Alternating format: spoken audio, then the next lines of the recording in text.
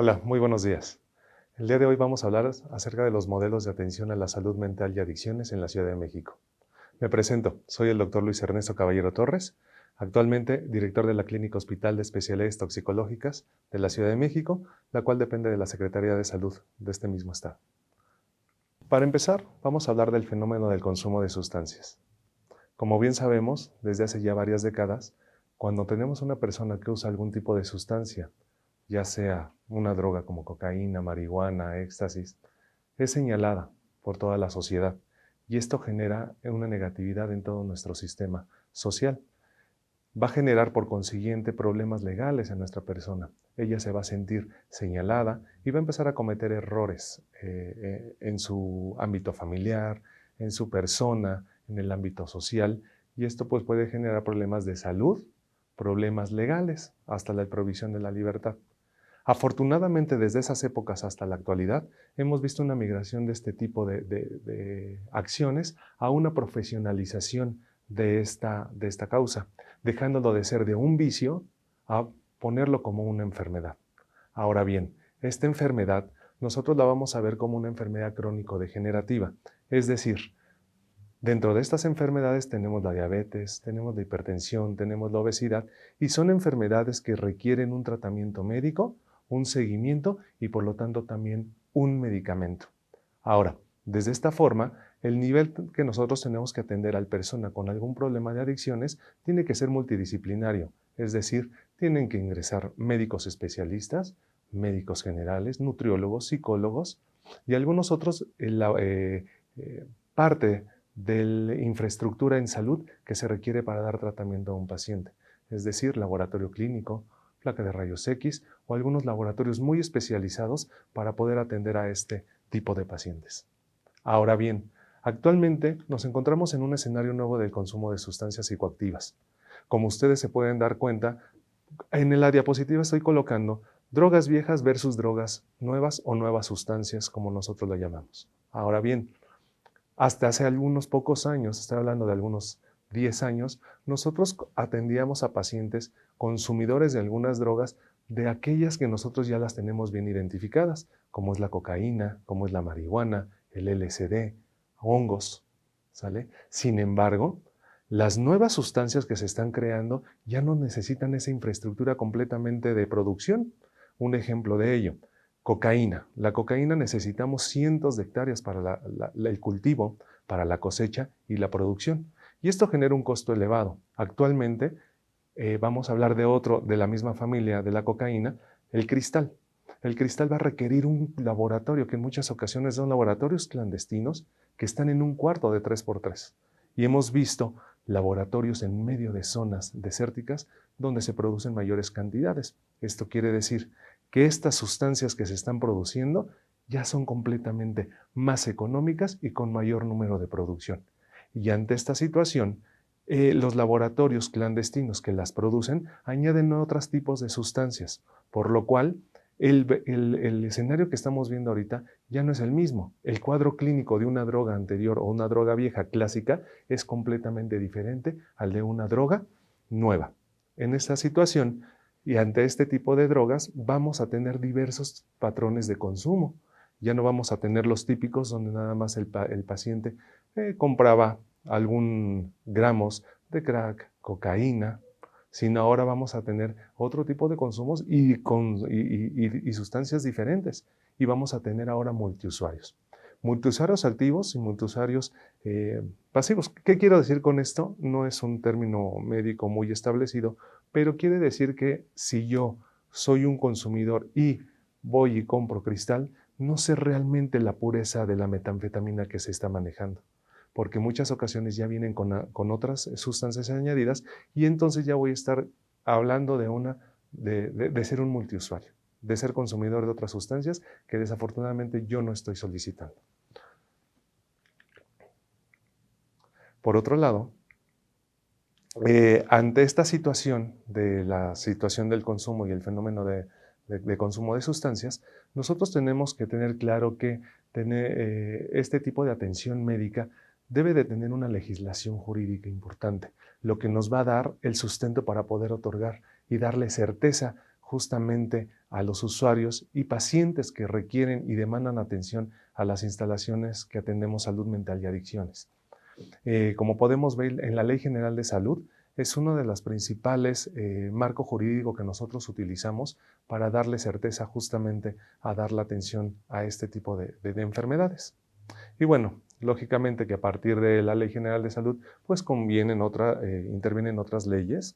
Y bueno, aquí una parte importante que se lleva en el año 2023 fue la CONASAMA, que fusiona las atribuciones, facultades de básicamente tres factores: el Secretariado Técnico de Consejo Nacional de la Salud Mental, los servicios de atención psiquiátrica y la Coordinación Nacional contra las Adicciones, para crear un mejor modelo de atención y darle justamente la multitratamiento integral que requiere este tipo de pacientes. Ahora bien, a partir justamente de esta Ley General de Salud en materia de salud y adicciones, nosotros vamos a tener algunos otros reglamentos y leyes que van a regir justamente la atención en salud mental y adicciones. Ejemplo de esto es que en el año 2023 se crea la CONASAMA, y esta es una fusión de atribuciones, facultades y el trabajo realizado de tres instancias importantes. La primera es el Secretariado Técnico del Consejo Nacional de Salud Mental, la segunda, los servicios de atención psiquiátrica, y la Comisión Nacional contra las Adicciones. Juntas, al fusionarse, pues vamos a darle mayor certeza de tratamiento a este tipo de pacientes.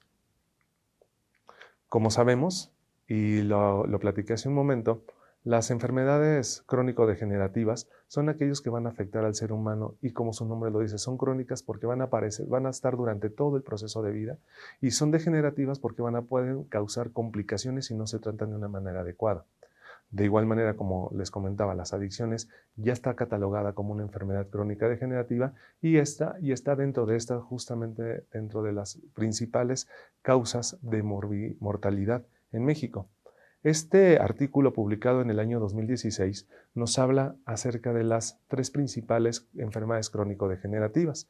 Como podemos observar, las adicciones ocupan el primer lugar de costo erogado por atenciones médicas, y por debajo se encuentra la diabetes y la obesidad. ¿Qué podemos sacar de esta diapositiva? Que el problema de las adicciones es un problema económico para el sector salud importante. Es por ello que es muy importante realizar una detección oportuna desde el primer uso recreativo que algún usuario vaya a manifestar, o si tiene factores de riesgo para ello, para justamente hacer un buen tratamiento preventivo o un buen tratamiento de atención con el fin de erogar complicaciones propias por el consumo de sustancias.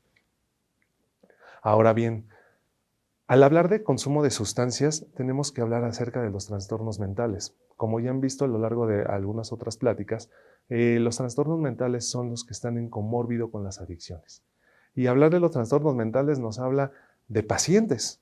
¿Cuántos pacientes tenemos a nivel mundial? Y esto lo vamos a reflejar en la atención en nuestros hospitales. Fíjense, en el mundo, los trastornos mentales afectan a más de 350 millones de personas. Y en México, 28 millones de personas en México padecen algún tipo de trastorno.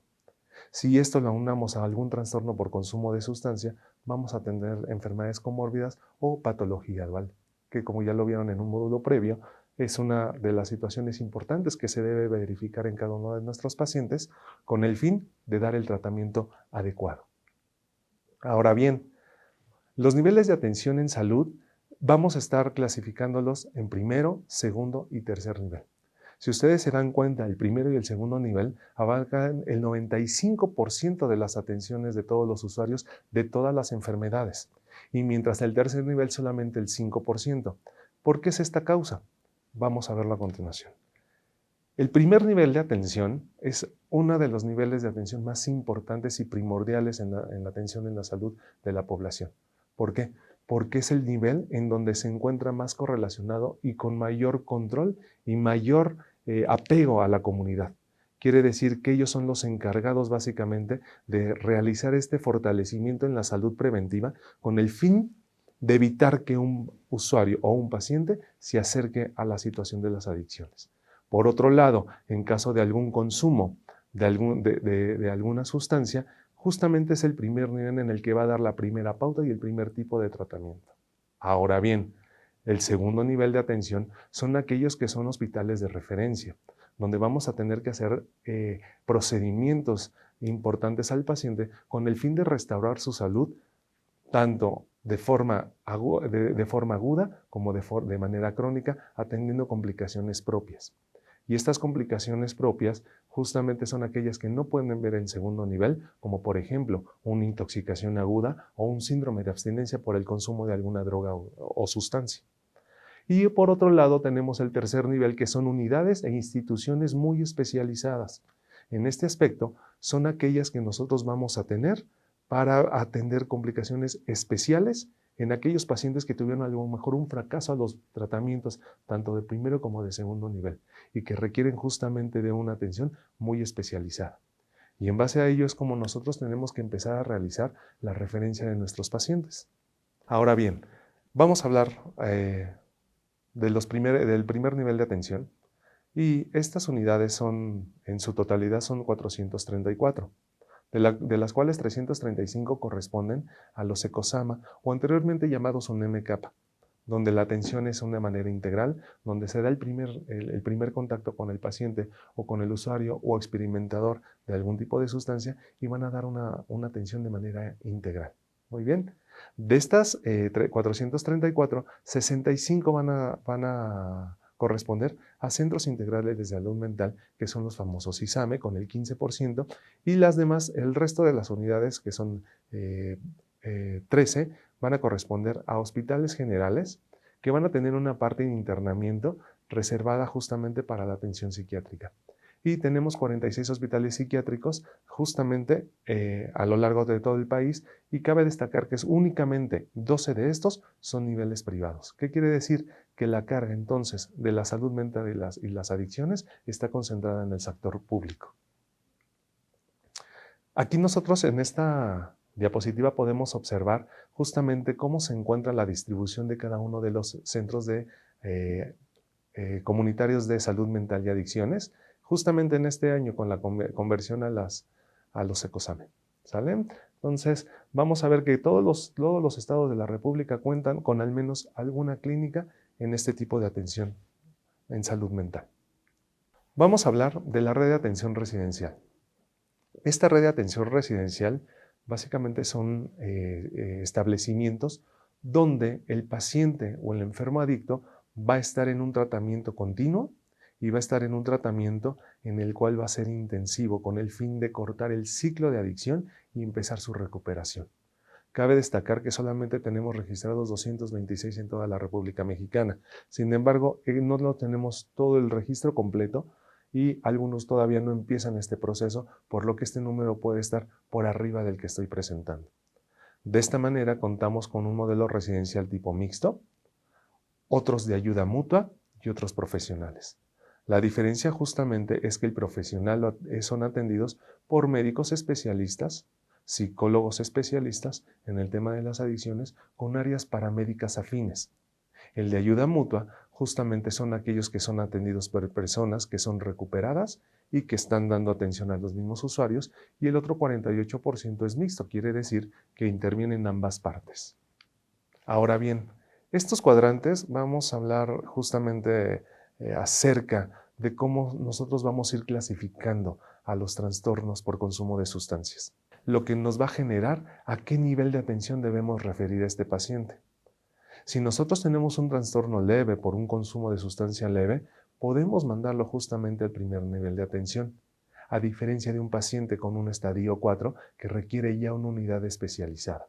Y a lo largo de los cuadrantes vamos a poder observar que podemos mandarlo desde de un centro primario, un hospital de especialidades toxicológicas o un hospital general que cuente con este servicio, hasta un hospital psiquiátrico especializado. Y esto con el fin de otorgarle al paciente la mejor calidad de atención médica y otorgarle el tratamiento más efectivo. Es importante mencionar que si nosotros tenemos un paciente con experimentación, con consumo o con un consumo ya nocivo, nosotros lo refiramos a cualquier unidad médica que trate adicciones. No es necesario que nosotros desde un principio decimos, este paciente tiene un estado grave y lo mandamos ya a un instituto o lo mandamos a un hospital. Si nosotros lo detectamos, es importante que lo mandemos a cualquiera de las unidades que yo les he platicado, ya sea centros de integración juvenil, ya sea un hospital general o un hospital muy especializado como los toxicológicos para justamente hacer la detección. Y cada una de estas unidades, a su vez, lo que va a hacer es que va a referir a este paciente a aquel lugar donde le corresponda. Es decir, que si yo mando a un paciente a un tercer nivel con una experimentación, ellos lo van a valorar y lo van a referir al primer nivel de atención para su atención y cobertura. Entonces, debemos referirlos cuando nosotros los detectemos, hacer un tratamiento efectivo y un tratamiento oportuno. Y con esto, pues evitamos complicaciones y disminuimos costos por atención a complicaciones por adicciones. Ahora bien, ¿cuáles son aquellas unidades del tercer nivel de atención? Pues como ya les comenté, son aquellas unidades que son muy especializadas y vamos a tener ya complicaciones muy especiales para cada una de estas complicaciones erogadas por el consumo de sustancias. Entre ellas tenemos al Instituto Nacional de Psiquiatría Juan Ramón de la Fuente, y aquí ellos van a tener una clínica especializada en adicciones entre varios servicios que ellos manejan. Por otro lado, tenemos el Hospital Psiquiátrico Fray Bernardino Álvarez. Ellos cuentan con una diversa amplitud de servicios y cabe señalar que ellos tienen una unidad también específica para tratamiento de las adicciones que se llama Clínica de Patología Dual o como sus siglas lo indican, Clinipat. Entonces, ellos también tienen esta parte, tienen un área específica para su internamiento y es otra de las instituciones de tercer nivel que van a tener este tipo de complicaciones. Por otro lado, tenemos el Hospital Psiquiátrico Infantil Juan Ramón N. Navarro, que justamente va a atender a aquellos pacientes que son adolescentes y niños que ya tienen consumo de sustancias. Es importante mencionar, la última década hemos tenido ya pacientes desde los 6, 7 años ya con un consumo importante de múltiples sustancias. Por eso es importante mandarlos a aquellos que ya tengan alguna complicación a estas unidades muy especializadas para retomar justamente y restablecer su salud. Por otro lado, contamos también con las clínicas Hospital de Especialidades Toxicológicas y se encuentran dos en la Ciudad de México, una en la Alcaldía Xochimilco y otra en la Alcaldía Venustiano Carranza. Ahora bien, estas unidades son muy especializadas y tienen un modelo de atención único en todo el país. En ellas van a atender diferentes intoxicaciones, en las que puedo mencionar consumo de sustancias, intoxicaciones accidentales o laborales y aquellas que son por accidentes de ponzoña, es decir, alacranes, serpientes y arañas. Dentro de su nivel de atención son clínicas muy especializadas en lo que vamos a tener servicios de urgencias 24 horas, hospitalización, modelo residencial y un programa en atención en salud mental integral, esto es decir, psicología y psiquiatría especializada en adicciones. Asimismo, vamos a contar con laboratorios especializados para el diagnóstico y el tratamiento oportuno de estos pacientes. Cabe mencionar que estas unidades cuentan con un área de urgencias, las cuales están abiertas las 24 horas, los 365 días del año, y forman parte también en colaboración con el sistema penitenciario para aquellos pacientes que tienen algún proceso médico-legal. Conclusiones de la plática que acabamos de tener el día de hoy, pues es importante que nosotros podamos justamente detectar el consumo en alguna persona y podamos referirlo de manera adecuada a alguna institución de salud, con el fin de dar una observación, una valoración y a partir de ahí referirlo al nivel que ellos corresponda y con el fin de dar tratamiento oportuno, evitar complicaciones y por lo tanto recobrar la salud. Por otro lado, es importante comentarles que los trastornos de salud mental son un problema importante que debe de ser atendido. Es importante no estigmatizar al paciente, evitar de justamente llamarlo como lo hemos escuchado, el piedroso, el marihuano, el mono, justamente porque eso altera mayor la salud y la calidad de vida de este paciente y evita que él se dé cuenta que realmente hay un problema que debe de ser justamente atendido. Es importante que el tratamiento de las personas con alguna enfermedad de adicción sea un abordaje integral, es decir, no nada más un médico, no nada más un psiquiatra, sino que sea básicamente un equipo multidisciplinario que esté especializado en el tema y que podamos dar la atención integral con el fin de restaurar la salud.